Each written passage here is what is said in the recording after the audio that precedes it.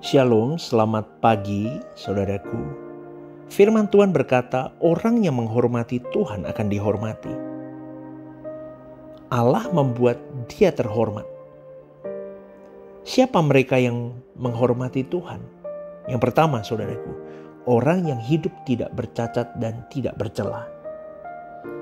Ketika kita berbuat dosa, ketika kita jatuh di dalam sebuah kesalahan, sejatinya itu sikap tidak menghormati Allah, saudaraku. Karenanya di dalam renungan hati kita, di dalam pikiran kita tidak boleh ada sesuatu yang Tuhan tidak berkenan. Hati, pikiran kita harus bersih.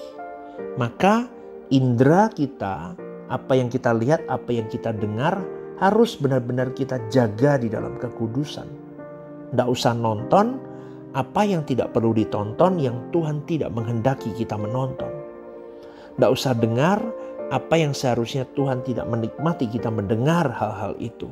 Karena itu bisa merusak pikiran, bisa merusak jiwa kita. Tapi kadang-kadang kita tergoda ingin melihat, ingin mendengar apapun yang mempengaruhi isi pikiran dan perasaan kita. Akhirnya tidak jadi bersih. Dan itu adalah sikap yang tidak menghormati Tuhan, saudaraku. Demikian juga dengan perkataan yang sia-sia. Ucapan-ucapan yang tidak perlu yang kita keluarkan di mulut kita, itu tidak menghormati Tuhan. Apalagi dengan perbuatan, itu lebih lagi. Maka kita harus minta ampun atas semua apa yang sudah kita lakukan. Kelakuan, dosa, apapun yang tidak menghormati Allah. Karena tanpa kesucian kita tidak bisa dipandang sebagai orang yang menghormati Allah, saudaraku. Maka orang yang tidak hidup suci tidak akan layak di hadapan Tuhan. Ini bukan satu hal yang mudah. Ini juga bukan satu hal yang sederhana. Tapi tidak bisa tidak, karena Allah Bapa yang berkata, kuduslah kamu sebab aku kudus. Di PL setiap kali Allah mau bertemu dengan umatnya, Allah berkata kepada hamba-hambanya, kuduskanlah umatku. Mereka tidak bisa dan memang tidak boleh menghampiri Allah dengan keadaan yang najis, tidak kudus, saudaraku. Dan yang kedua adalah orang yang tidak berharap pertolongan manusia. Ketika kita di dalam persoalan, masalah hidup, kebutuhan hidup, kita memikirkan seseorang dan berharap orang itu menolong. Sejatinya kita menghina Tuhan, seakan-akan Tuhan tidak bisa diharapkan. Maka ketika keadaanmu apapun itu, jangan melirik kepada siapapun ketika kita dalam kesulitan. Tapi pandanglah Tuhan.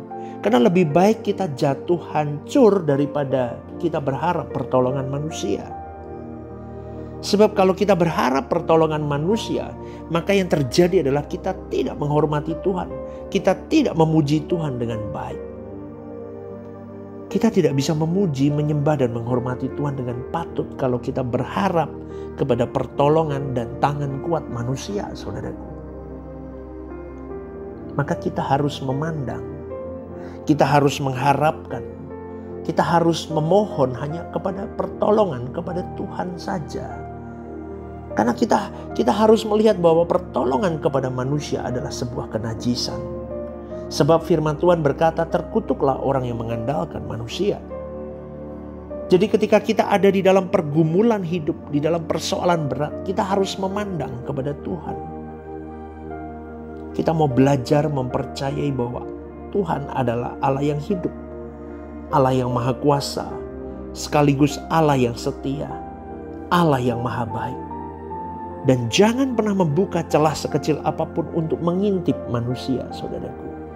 Karena ketika kita ada di dalam ruangan gelap di mana semua pintu itu tertutup, baiklah kita menutup mata dan memandang Tuhan saja. Di dalam ratap tangisanmu hanya pandang Tuhan.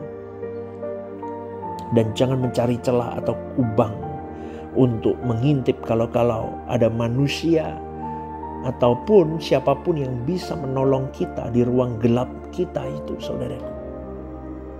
Tidak usah lihat. Karena kenyataannya banyak di antara kita yang sekarang sedang berada di dalam ruang gelap seperti itu. Betul kan? Saya cuma mau ingatkan, don't be afraid. Jangan takut, saudaraku. Tetap teguh percaya kepada Tuhan walau saat ini kita tidak melihat pertolongannya. Benar, kalau hari ini kita lihat dunia dan keadaan hidup kita, saudaraku. Resesi di mana-mana.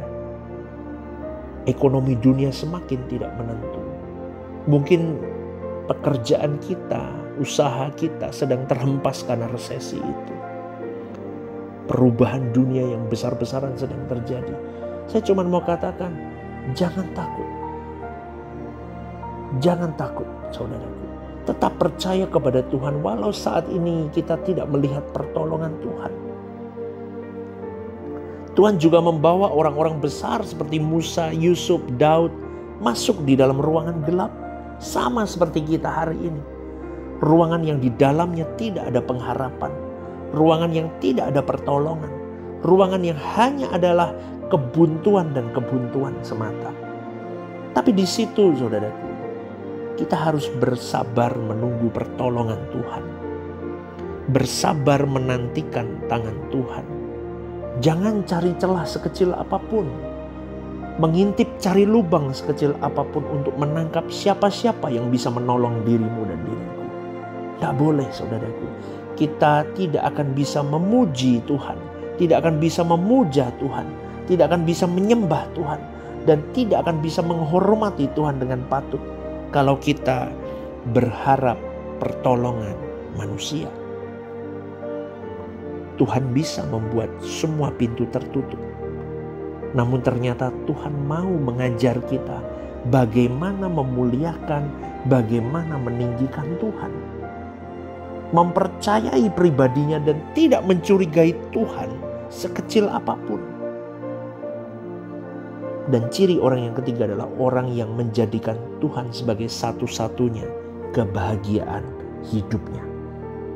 Bukan salah satu, melainkan satu-satunya kebahagiaan hidupnya. Saudaraku, jangan memperhitungkan apapun sebagai kesenangan selain Tuhan. Jangan memperhitungkan apapun sebagai kesukaan hidup selain Tuhan.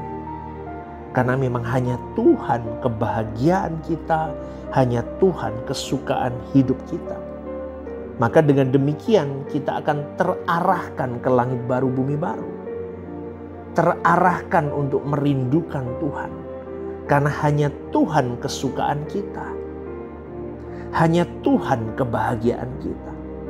Maka dengan demikian kita bisa berkata, aku mengasihimu Tuhan. Aku menghormatimu. Aku haus dan lapar akan Engkau. Seperti seekor rusa yang merindukan sungai yang mengalir.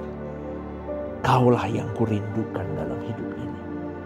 Maka kalau hari ini kau berada di dalam ruangan gelap, di mana semua pintu tertutup, tutup matamu. Pandang Tuhan saja. Tetaplah teduh.